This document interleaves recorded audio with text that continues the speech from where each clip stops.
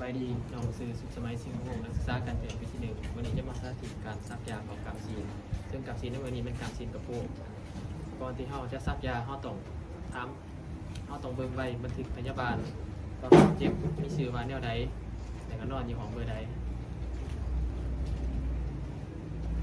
คนเจ็บมีชื่อว่าเจมส์อายุ30 ปีอยู่บ้านทงนครปากเสแข้งเก็บประซักนอนอยู่ห้องเบอร์ 2เตียงที่ 3คนเจ็บนอนในห้องหมอนี่เลย3-4 วันแล้วยอดไข่นุ่มสบายดีคนเจ็บไม่ซื้อว่าเจมส์มันบอกอายุ30 ปีมาหย่อนอาการไข่นอกเอาไปเกี่ยวอุปกรณ์เนาะก่อนที่เขาจะซักยาเขาต้องเตรียมอุปกรณ์แต่ก่อนเริ่มเขาต้องไปล้างมือก่อนล้างมือก่อน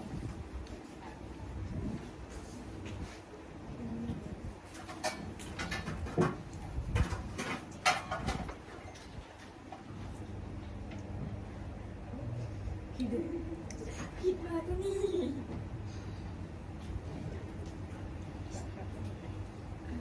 หลังจากนั้นเราใส่ถุงมือ สังเกตว่าบาดแผลมีทางน้องหรือว่าเสียงก็ ถุงมือเป็นถุงมือสะอาด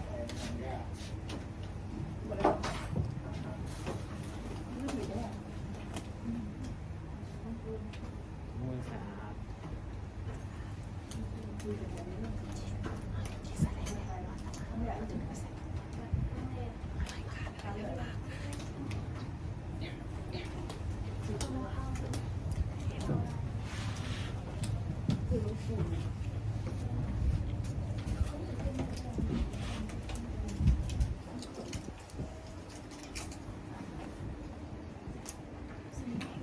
หลังจากนั้นเราจะไม่จีบกอมแป๊ดเนาะ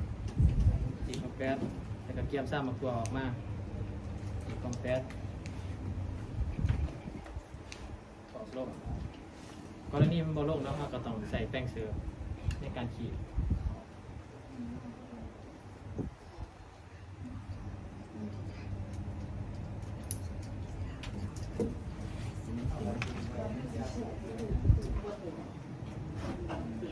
ใส่แป้งเสือวิเทียเสื้อเอาผ้าแช่ห้องบอลห้องซ้ำมาตัวบอลที่เราจะปรุงซีดีหรือว่าเครื่องที่หาเสือ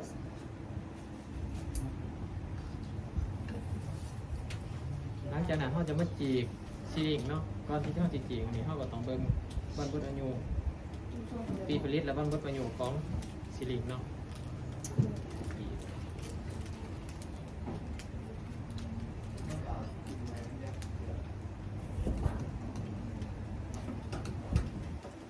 ใส่แป้งเสือเพื่อเก่า เนี่ย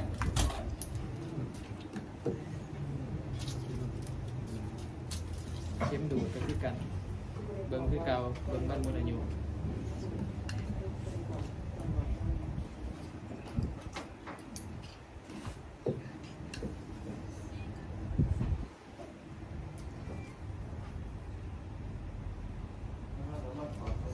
หลังจากนั้นเราจะมาเกี่ยม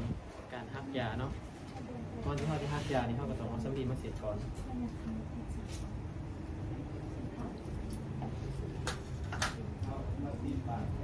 เสร็จหลอดยา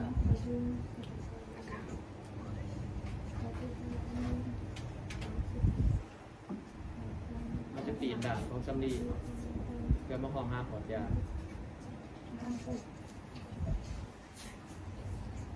แต่ก่อนจะฮักเข้าก็ต้องเบิ่งว่ามีน้ำขอนอยู่เทิงบ่ถ้าน้ำยาขอนอยู่เทิงแม่นใส่มือจีบจักหน้อยเพื่อให้น้ำยามันลงแล้วก็ต้องเบิ่งชื่อของยาว่าตรงกับใบการสั่งใบสั่งของท่านหมอบ่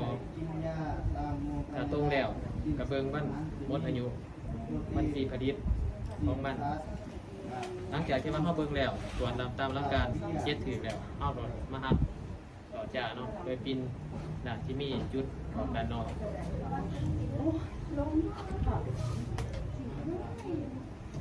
หลังจากนั้นเขาก็เอาไปใส่กระตุกที่ว่าเขาเกี่ยมปลาไหว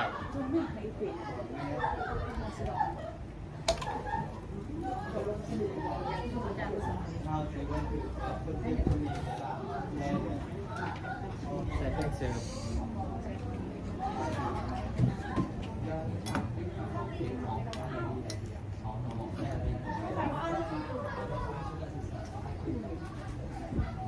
เปลี่ยนหัวเข็มเนาะหัวเข็มผมใส่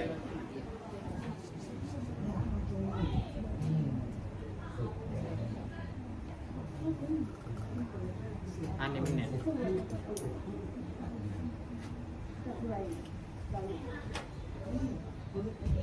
เปิดหัวเข้ามา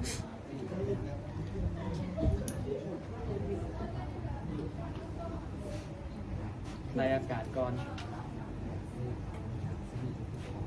สร้างแกนันกระดูก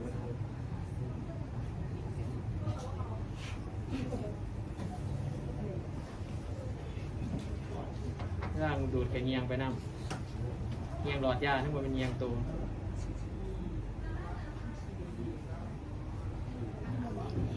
ไอ้ยังไงกระติมหลอดยาไล่อากาศออก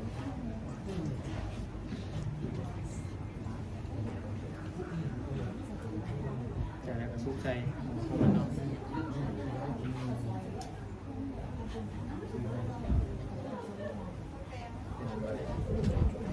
หลังจากนั้นก็เปลี่ยนหัวเลยเนาะ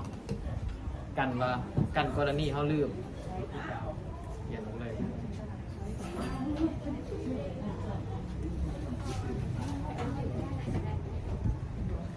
อันนี้มันเนี่ยพยายามปีนหัวเจอให้มันถือบอลตัวเล็กของมันตาไปเอาซ้ำดีเปียกและซ้ำดีแห้งย่างละ1 หรือ 2ใช้3หมึกตัว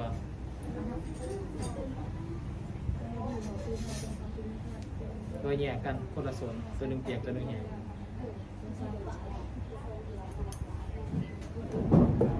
หลังจากนั้นก็เกียมอุปกรณ์ที่เท่ากาเกียมใบสำเร็จแล้วไปหาคนเจ็บก่อนที่เขาจะซักเขาก็ต้องจัดสถานที่จัดสภาพแวดล้อมจัดท่านอนของคนเจ็บให้ถูกต้องและกระทำขึ้นอีกเทื่อว่าคนเจ็บตรงตามใบพยาบาลบอเราซื้อเถาเจมบอถ้าเราซื้อเถาเจมเขาจะเริ่มซักเลยการที่เขาจะซักเขาก็ต้องแทกเขาจะต้องแทกแบ่งส่วนของกระโปรงกาบซีนในมือนี้เป็นกาบซีนกระโปรงเขาจะแบ่งส่วนแบ่งเป็น4 ส่วนเริ่มจากส่วนเทิงจากกระดูก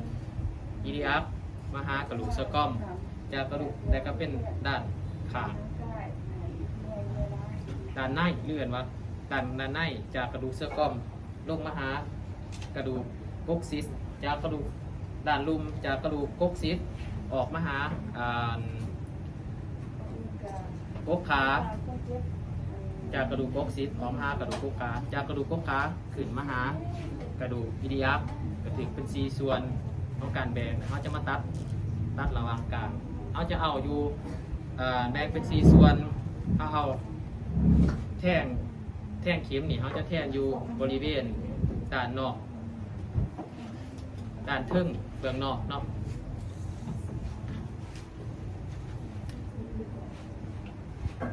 ก่อนที่เขาจะซักเนาะเขาก็ต้องมาไล่อากาศขึ้นอีกเพื่อเดิม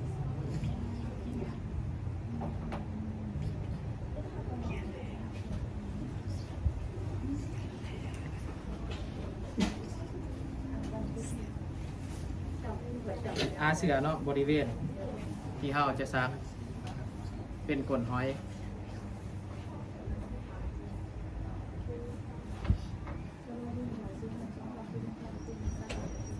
เนาะ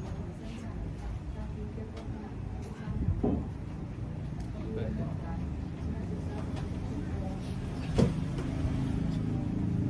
เช็คขึ้นอีกเทื่อถ้ามีอากาศเมนเท่าอะไรขึ้นอีกท่านบ่มีแล้วก็ทราบได้เนาะเป็นสีเท่าไรแล้วในการแทงเข็มนี่เอาแค่ต้องดึงหนังแต่กระเบื้องเข็มจับกระบอกของมันเนาะเขาจะตั้งเข็มอยู่มุม60แทงเข็มอยู่มุม90 องศาจังสิเนาะตั้งเป็นมุม60เราก็จะย่าหนังออกแต่กระแทก ในมุม90องศาหลังจากได้มุม90องศาแล้วเราก็จะดึงเบิงดึงขึ้นเบิงถ้ามีเลือดหรือว่ามีถ้ามีเลือดหรือว่าถือเส้นประสาทเราก็จะถอดออกทันทีถ้าบ่มีเราก็จะบีบน้ำยาเขาโดยซักตามหลักการ2ไว้1สาเนาะ2ไว้1สาเป็นหยังเราสิอธิบายให้ฟัง2ไว้1สาแม่นแท่งไว้บีบน้ำยาสาและถอดไว้ในกรณีนี้เราจะบีบน้ำยาสาหลังจากนั้นหลังจากที่เราซักเข้าไปแล้วบีบน้ำยาเข้าไปแล้วเราจะถอดเราจะเอาสำลีแห้งกดลงบานี่แล้วก็ถอดออกเลยเนาะโดยที่เราจับกระบอกบนไหนจับหัวเข็มถอดออกถอดไว้แล้วก็นี่แล้วก็กดลงหน่อยหนึ่งหลังจากนั้นก็เมียนเข็มเนาะในการเมียนเข็มก็คือเกา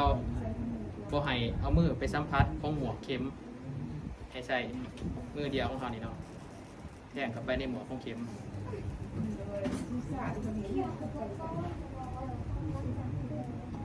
หลังจากแล้วเขาก็เก็บเมียนอุปกรณ์ของเขาเก็บออกเลยเก็บเมียนอุปกรณ์อย่าง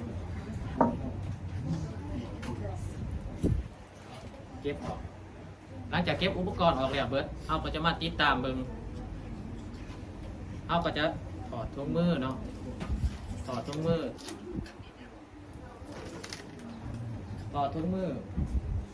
กินแล้วก็ล้างมือแล้วก็ติดตามเบิ่งอาการของคนเจ็บ15นาทีถ้าคนเจ็บมีอาการอิดเมื่อยหรือว่าคนเจ็บมีอาการที่แตกต่างจากกระดาษเดิมออกไปทางเชิงลบบแม่นเชิงบวกหรือว่าบ่หายไข้เราก็จะรายงานให้ทานหมอคืนอีกเทื่อนึงการซักยาเขากาบฉีดของเราก็เบิดเพียงตัวนี้ขอขอบใจ